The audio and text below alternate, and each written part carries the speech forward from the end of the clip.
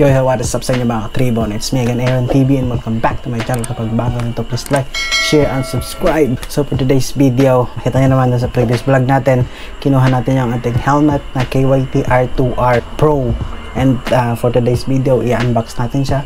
Titingnan natin kung ano yung meron sa kanya and kung ano yung nasa loob ng box.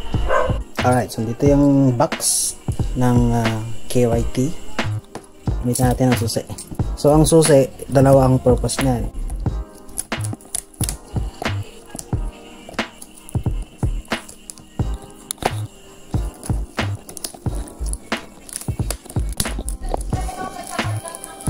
Alright, so yan.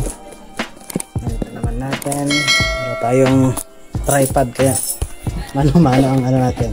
So natin. So ito dito mga katribo. Pagkita tayo na may iban tayong bagong helmet.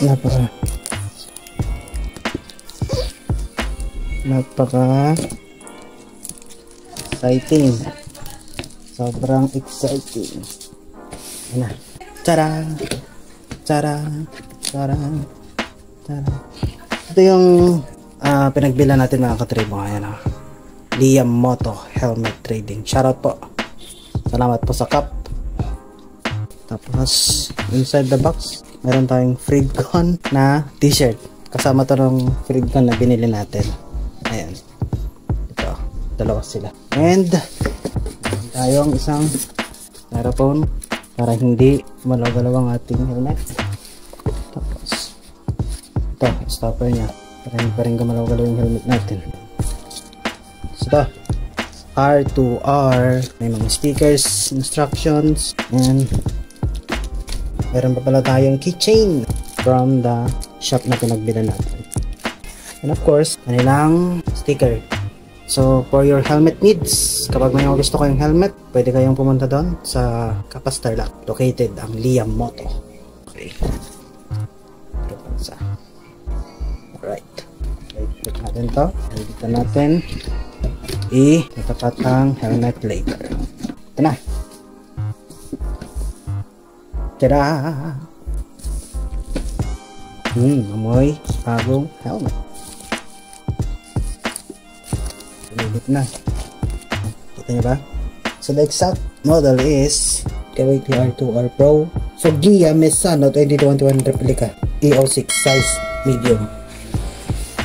Okay. Saan natin? Wala tayong. Alright. As usual, meron pa rin tayong helmet bag para hindi magasgasan ng helmet. And isin natin ito.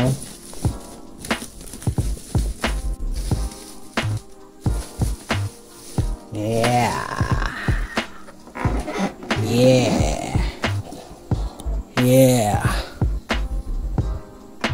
Napakaangas! Isin natin ito. Ito yung pinaka-satisfying na moment. Isin natin ito.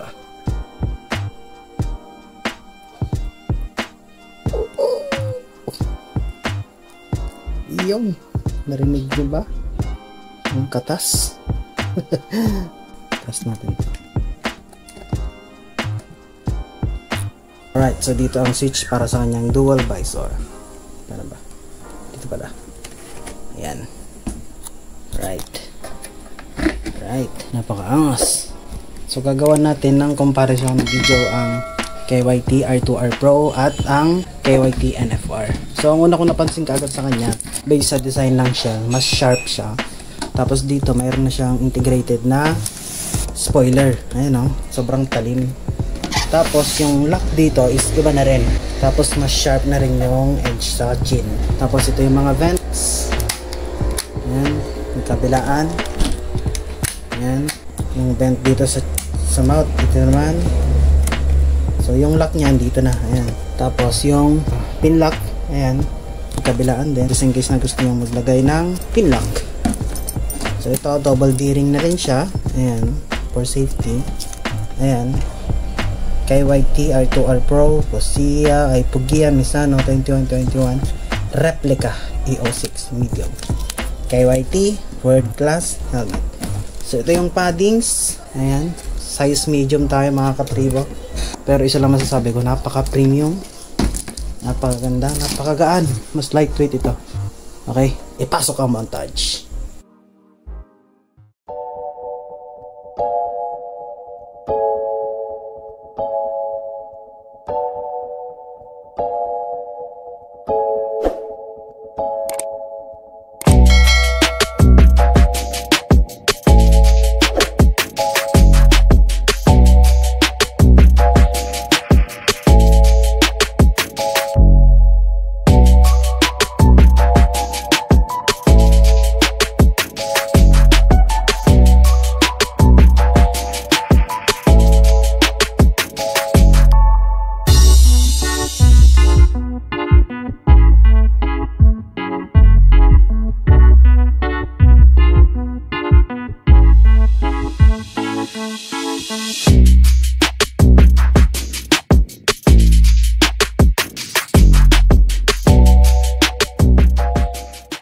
Okay, so ito na.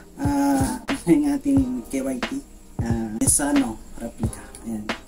Iba ang itsura dito. Iba yung itsura dito. Ayan. Napakaangas. Mas pinili ko yung glossy. Kasi nga, mas matagal. Fade yung color. At the same time, was gas-gas. Unlike dun sa matte, lapitin siya ng smudges. Lapitin siya ng fingerprint. Lapitin din siya ng maxes. Mabilis pumupa or mabilis mag-fade yung kanyang kulay. Unlike sa gloss. So, gagawin ko ng comparison ang KYT NFR at ang KYT R2R. Yeah, like, share, subscribe kapag nagustuhan nyo ito.